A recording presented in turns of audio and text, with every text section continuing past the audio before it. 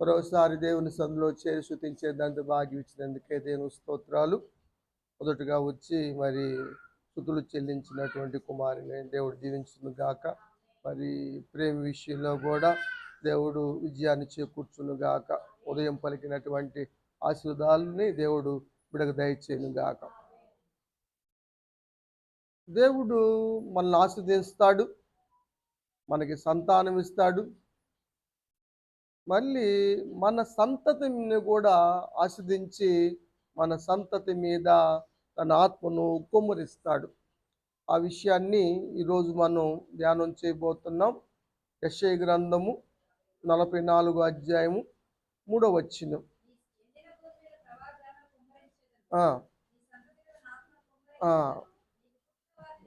అది దప్పిక గలవారి మీద నీళ్లను కుమ్మరిస్తాను, ఎండిన భూమి మీద ప్రవాహ జలాలను కుమ్మరిస్తాను. అదేవిధంగా అదే మాదిరిగా నీ సంతతి మీద నా ఆత్మను కుమ్మరిస్తాను. ఇది దప్పికొన్న వాళ్ళకి నీళ్లు కుమ్మరించబడ్డట్టుగా, ఎండిన భూమి మీద ప్రవాహ జలాలు రప్పించినట్టుగా వాళ్ళ సంతతి మీద కూడా తన ఆత్మను కుమ్మరించి నీకు పుట్టిన వారిని నేను ఆస్వాదించేదను అని వాక్య భాగంలో మనం చూస్తూ ఉన్నాం. కాబట్టి సదాకు పుట్టినటువంటి సంతతిని పండు మేఘనాలను కూడా దేవుడు ఆస్వాదించి బిడ్డ మీద ఆత్మను కుమ్మరించును గాక. ఈరోజు పుట్టినరోజు జరుపుకున్నటువంటి ప్రదీప్తి మీద, రత్నతేజ మీద కూడా దేవుడు ఆత్మను కుమ్మరించి వారిని ఆస్వాదించును గాక. ఆత్మ కుమ్మరించబడటం అన్నది చాలా గొప్ప విషయంగా వాక్యంలో మనం చూస్తూ ఉన్నాం. యేసు ప్రభువారు చాలా ఆహ్వానాలు పలికారు. ప్రయాసపడి భారం మోస్తున్నటువంటి సమస్తలారా నా యొద్దకు రండి అని పలికారు. అలాగానే దప్పిగొనుచున్న వారిని కూడా రమ్మని ఆయన ఆహ్వానం పలికినట్టుగా యోహాను సువార్తలో మనం చూస్తాం. 7వ అధ్యాయము 37వ వచనం లాస్ట్లో, ఎవడైనను దప్పిగొనిన ఎడల అతడు నా యొద్దకు వచ్చి దప్పిక తీర్చుకొనవలెను. ఎవరికన్నా దప్పికుందా అతడు నా యొద్దకు రమ్మని అడుగుతా ఉన్నాడు. వచ్చి దప్పిక తీర్చుకోండి.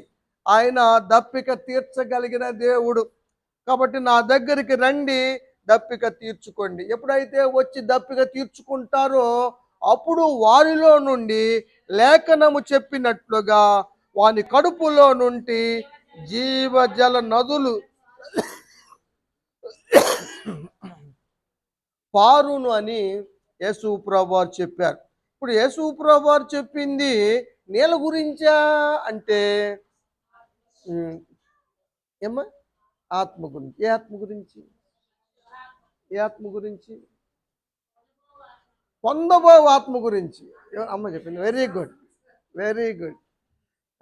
అక్కడ కాంటెస్ట్ మనం మెయిన్ ఫాలో అవ్వాల్సింది, మీకు చెప్తుంది అదే.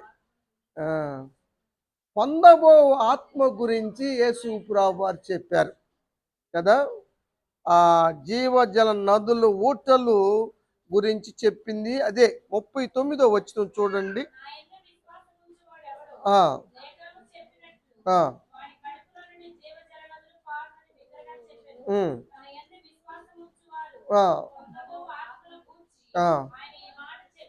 దేవుని స్తోత్రం. ఇప్పుడు ఆత్మ పొందుకోవాలంటే యేసు ప్రభువారు ఈ లేఖనాల్లో ఏమి చెప్పారు, ఏమి సెలవిచ్చారు? విశ్వాసం ఉంచమని, రావాలని, అడగాలని, వచ్చి చెప్పాలి. దప్పిక కలిగి ఉండాలి.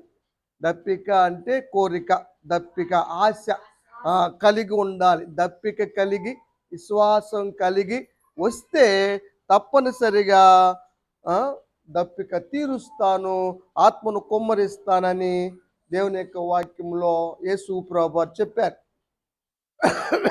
ఎలీషా గారు కూడా ఇలాంటి దప్పిక కలిగి ఉన్నారు, విశ్వాసము కలిగి ఉన్నారు. ఏలియా ఎక్కడికి వెళ్తున్నా, గిల్గాలుకి వెళ్ళినా, ఎరికోకి వెళ్ళినా, యోర్దానికి వెళ్ళినా ఎంట పడతానే ఉన్నాడు. ఆగమన్నా పట్టుదలగా విశ్వాసముతో ఎంబడించాడు, కనిపెట్టుకొని ఉన్నాడు.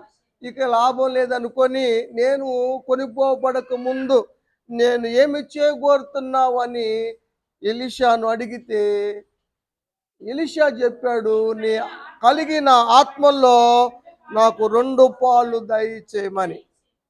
అప్పుడు ఏలియా అన్నాడు, నువ్వు అడిగింది కష్టతరము. నిజంగా ఆత్మను పొందుకోవటం అన్నది అంత తేలికైన విషయం కాదు, కష్టతరమైందే. అయినప్పటికీ కూడా ఆ దేవుడు ఇస్తాడు. దప్పిక ఉన్నప్పుడు, విశ్వాసం ఉన్నప్పుడు, పట్టుదల కలిగి ఉన్నప్పుడు, నిన్న అనుకోండి మధ్యకాలం నేర్చుకున్నాం, పట్టుదల కలిగినప్పుడు దేవుడు తప్పనిసరిగా ఇస్తాడని దేవుని యొక్క వాక్యంలో మనం చూస్తూ ఉన్నాం. యేసు ప్రభు వారు కూడా చెప్పారు. లోకా భక్తుడు రాశాడు ఆ మాట, లోకాసు వార్తలో 11వ అధ్యాయము 13వ వచనం. ఆ పరలోకమందున్న మీ తండ్రి తన్ను అడుగు వారికి పరిశుద్ధాత్మను ఎంతో నిత్యముగా అనుగ్రహించను. పరిశుద్ధాత్మ కావాలి అని అడిగితే దేవుడు తండ్రి, పరలోకపు తండ్రి నిశ్చయముగా అనుగ్రహిస్తాడు. కాబట్టి దేవుని ఆత్మశక్తిని మరి మనందరికీ ఈరోజు కూటమి ఏర్పాటు చేసుకున్న సదా కుటుంబానికి, బిడ్డలకును, అదేవిధంగా పుట్టినరోజు జరుపుకున్న బిడ్డలకు కూడా దేవుడు తన ఆత్మశక్తిని అనుగ్రహించి జై జీవితాన్ని అనుగ్రహించును గాక, ఆశ్రయించును గాక. దేవుడు ఆ కార్యాలు చేస్తాడని దేవుని యొక్క వాక్యంలో మనం చూస్తూ ఉన్నాం. యేసు ప్రభువు వారు కూడా అనేక సార్లు శిష్యుల్ని ప్రేరేపించారు. తండ్రి ఎందుకు ఇస్తాడని చెబుతున్నాడంటే, తండ్రి వాగ్దానం చేశాడు, ఆత్మను ఇస్తానని. ఆ వాగ్దానము తండ్రి చేసింది. యోహాను సువార్త 15వ అధ్యాయము 16వ వచనంలో ఒక మాట చూద్దాం. ఆ ఉమ్, ఆ, ఉమ్, ఆ, ఉమ్, ఉమ్. యోహాను సువార్తేనమ్మా 15-16 వచ్చినవేనా? తండ్రి వాగ్దానము చేసినది యోహాను సువార్తగా చెప్పింది.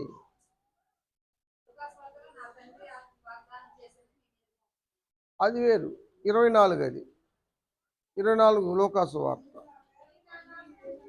సరే 15-26 చదువు. తండ్రి యొద్ద నుండి బయలుదేరేటువంటి ఆదరణకర్త. నేను వెళ్ళటం మంచిది, నేను వెళ్ళకపోతే ఆయన రాడు. కాబట్టి నేను వెళ్ళి తండ్రి వాగ్దానాన్ని మీ మీదకి పంపుదును. 16:7లో చెప్పారు కదా. నేను నిజమే చెబుతున్నా, నేను వెళ్ళటము మీకు మేలు. నేను వెళితే ఆదరణకర్త వస్తాడు, లేకపోతే రాడు. ఆయన మీ యొద్దకు పంపిస్తాను నేను వెళ్ళి. ఆయన వస్తే మిమ్మల్ని సర్వసత్యంలోకి నడిపిస్తాడు, మీ పాపముల గురించి ఒప్పిస్తాడు. ఏమ్మా, కాబట్టి అది మీకు మంచిది. నేను చెప్పవలసిన సంగతులు చాలా ఉన్నాయి, ఇప్పుడు మీరు సహించలేరు. ఆయన వచ్చినప్పుడు నా విషయాలన్నీ చెబుతాడు, సర్వసత్యంలోకి నడిపిస్తాడు. కాబట్టి ఆయన రావటం మంచిది. కాబట్టి నేను వెళ్ళి తండ్రి చేసిన వాగ్దానాన్ని మీ మీదకి పంపుతాను, మీరు కనిపెట్టుకొని ఉండమని యేసు ప్రభువు వారు అనేక సందర్భాల్లో చెప్పిన సంగతి మనకు తెలుసు. యేసు శిష్యులతో చెప్పారు. ఇందాక చెప్పింది కదా అమ్మాయి, 24వ అధ్యాయం లోకాసు వార్త 49వ వచనం. ఇదిగో నా తండ్రి వాగ్దానం చేసినది మీ మీదికి పంపుచున్నాను, మీరు అక్కడే ఉండండి. ఆ శక్తి పొందాలి పైనుంచి. మరి తండ్రి వాగ్దానం చేసిన ఆత్మ వస్తే గాని మీరు శక్తి పొందలేరు. కాబట్టి నిలిచి ఉండమని యేసు ప్రభువు వారు చెప్పారు. మరలా లోకాసు వార్త రాసినటువంటి ఆయనే అపోస్తుల కార్యం కూడా రాశాడు, థియోఫిలాకి రాశాడు. అపోస్తుల కార్యం 1వ అధ్యాయం 4వ వచనం.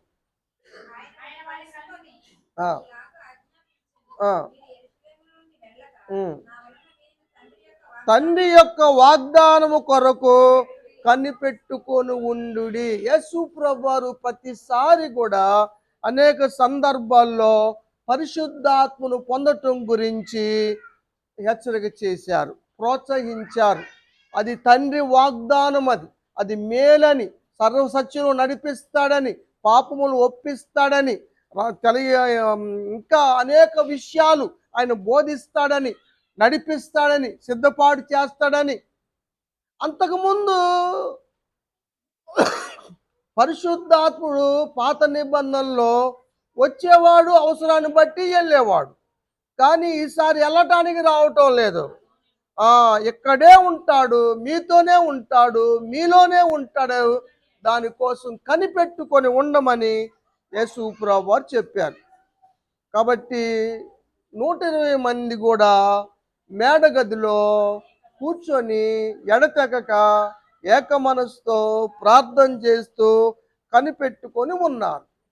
50వ రోజున పెంతెకోస్తు పండుగ నాడు పరిశుద్ధాత్ముడు పరలోకం నుండి దిగి వచ్చేసాడు. దేవునికి స్తోత్రం.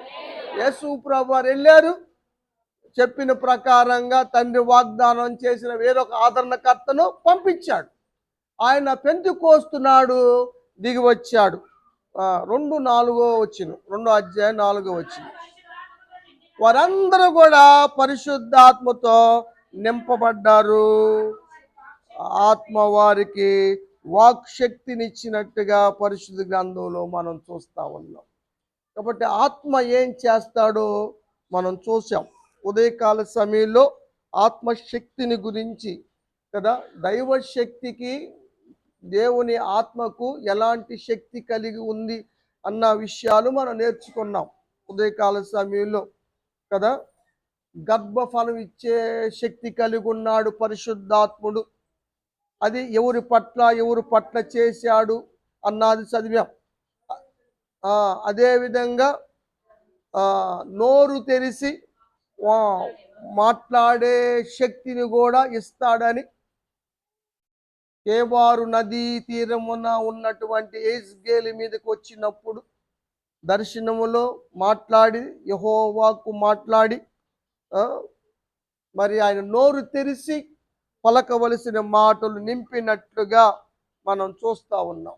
కాబట్టి ఆత్మశక్తి ద్వారా గొప్ప కార్యాలు జరుగుతాయి. వాళ్ళందరూ కూడా వాక్ శక్తి పొందుకోగలిగారు, వారు మాట్లాడగలిగారు. అక్కడ 17 దేశాల ప్రజలు ఉంటే వారు ఆ 17 దేశాల భాషలతో, అన్య భాషలతో వారు మాట్లాడగలిగారు. పిరికివాడైనటువంటి పేతురు కూడా ధైర్యంగా నిలబడి చెప్పాడు. ఇది ఏమిటో చెప్పాడు. 2వ అధ్యాయం 16వ వచనం. ఇది ప్రవక్త ద్వారా జరిగిన కార్యం, ఇది ప్రవచన నెరవేర్పు. ఆ ప్రవక్త పేరు యోవేలు. నేను మనుషులందరి మీద ఆత్మను కుమ్మరించబోతున్నాను, మీ కుమారులు కుమార్తెలు ప్రవచించెదరు, ఈ యవ్వనులు దర్శనములు కందురు, కలలు కందురు అని ఆనాడు యోవేలు ప్రవక్త ద్వారా దేవుడు ప్రవచించిన ప్రవచనం ఇప్పుడు నెరవేరింది అని చెప్పాడు. ఆ నెరవేర్పు మన సంఘంలో కూడా దేవుడు జరిగించును గాక. మన మీద, మన సంతతి మీద కూడా తన ఆత్మను కుమ్మరించును గాక. ఎందుకంటే ఆత్మ జ్ఞాన వివేకములకు ఆధారమైన ఆత్మ కాబట్టి. పిల్లలు ఎగ్జామ్స్ రాస్తూ ఉన్నారు, ఇంటర్వ్యూలకు ప్రిపేర్ అవుతూ ఉన్నారు. కనుక వారందరి మీదకి దేవుని ఆత్మ రావటం ద్వారా జ్ఞానాత్మ పూర్ణులు అవుతారని వాక్యంలో మనం చూస్తూ ఉన్నాం కదా. నాయకుడిని పెట్టమని మోషే దేవుణ్ణి అడిగినప్పుడు చెప్పిన మాట అదే, యెహోషువను అభిషేకించమని. అతడు ఆత్మ పొందినవాడు. మోషే గారు అతని చేయి మీద పెట్టినప్పుడు జ్ఞానాత్మ పూర్ణుడుగా చేశాడు దేవుడు యెహోషువను. కాబట్టి ఆ వాగ్దాన భూమిని మరి పంచగలిగాడు, ప్రవేశింప చేయగలిగాడు. కాబట్టి వాగ్దానాలు పొందుకోగలిగినటువంటి శక్తిని పరిశుద్ధాత్మ దేవుడు అనుగ్రహిస్తాడని ఇక వాక్య భాగంలో కూడా మనం గమనిస్తూ ఉన్నాం. కాబట్టి దేవుడు మరి ఒక్కొక్కరిని ఒక్కొక్క విధంగా లేవనెత్తుతూ ఉంటాడు. ఆత్మ ద్వారా జై జీవితాన్ని ఇస్తా ఉంటాడు. ప్రవచనాలు దయచేస్తూ ఉంటాడు. పాత నిబంధన కాలములో న్యాయాధిపతులుగా ఉన్న సమయముల్లో దేబోరా అను దేవుడు ఆత్మ నడిపింపు పొంది ప్రవచించేలాగా చేశాడు.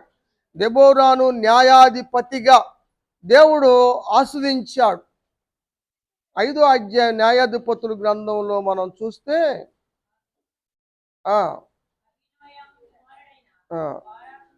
4:3 4:3 చదువు.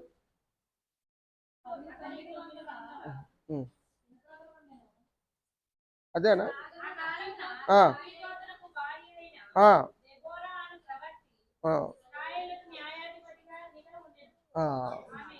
న్యాయాధిపతిగా ఉంది. ఆ ప్రవక్తి కూడా బాలాకుతో కలిసి ఇజ్రాయేలు ప్రజల్ని కాపాడటానికి వచ్చింది. ఏమైంది ఇజ్రాయేలు ప్రజలకి? ఏమ్మా, సీసేరా అన్న అతను వారిని 20 సంవత్సరాలు బాధపరిచాడు, కఠినంగా బాధపరిచాడు. అప్పుడు ఇజ్రాయేలు ప్రజలు మొరపెడితే దెబోరాను న్యాయాధిపతిగా లేపి ఆమెకు సహకారిగా బాలాకు నుంచాడు. అప్పుడు వాళ్ళు ప్రవచించుకుంటూ వచ్చారు. ఆ సమయంలో ఈ సీసేరాను జయించటానికి యావేలు అనే స్త్రీని దేవుడు ఎన్నిక చేసుకున్నాడు. ఆమె స్త్రీలలో ఆశ్రయించబడిందని, గుడారంలో స్త్రీలందరిలో కూడా ఆమె ఆశ్రయించబడిందని వాక్యము తెలియచేస్తా ఉంది. ఎందుకంటే దప్పిక అడిగితే ఆమె పాలిచ్చింది అని రాశాడు అక్కడ. దాహం అడిగాడు సిసేరా వెళ్ళి, వాడికి 900 రథాలు ఉన్నాయి. 5వ అధ్యాయం 24 వచ్చిన అనుకుంటుంది.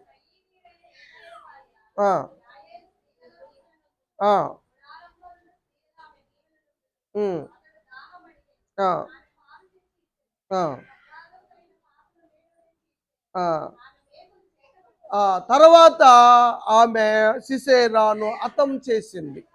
కాబట్టి ఆమె దీవెన నొందింది. జయ జీవితాన్ని దేవుడు యావేలుకి ఇచ్చాడు. జ్ఞాన బలమును అనుగ్రహించి సిసేరాను హతము చేసేలాగా చేశాడు. కాబట్టి ఆ స్త్రీ దీవెన నొందింది. కాబట్టి ప్రియమైన దేవుని బిడ్డలారా, మన బిడ్డలకు మరి జ్ఞాన వివేకాలు కలుగునట్లుగా, ఆత్మశక్తి కలుగులాగున, మరి దేవుని యొక్క ఆశీర్వాదాలు కలుగులాగున ఆత్మతో నింపబడితే, ఆత్మ దప్పిక కలిగి ఉండి విశ్వాసముతో ఉంటే దేవుడు ఆత్మతో నింపుతాడు. తన పనిముట్టుగా పాత్రగా వాడుకుంటాడు. శత్రువులపై జయమిస్తాడు. మన సంతతిని బలమైన పాత్రగా చేసుకుంటాడు. ఆ విధంగా మన సంతతిని కూడా దేవుడు బలమైన పాత్రలుగా వాడుకొనుగాక. అమ్మాయి సదా బిడలైనటువంటి శివాకు మరి సదాకు పుట్టినటువంటి పండును మేఘనాను కూడా దేవుడు బలమైన పాత్రలుగా వాడుకొనుగాక. దేవుడు బిడల్ని ఆత్మతో నింపునుగాక. వారికి కూడా మరి జై జీవితాన్ని అనుగ్రహించునుగాక. ఆటంకాలు ఏమి లేకుండా దేవుడు కృప చూపునుగాక. మనందరి మీదకి దేవుని ఆత్మ కుమ్మరించబడునుగాక. ఏందిరా